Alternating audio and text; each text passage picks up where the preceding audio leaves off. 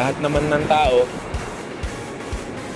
may pangarap na makaakyat sa taluktok ng Mount Everest. Doon sa Mount Everest, merong Hillary Step. This is the sequel, Hillary Bridge, the younger brother of the step.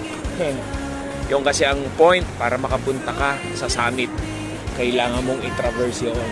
At dito naman, para makapunta ka sa base camp, kailangan mong i-traverse naman ang famous Hillary Bridge.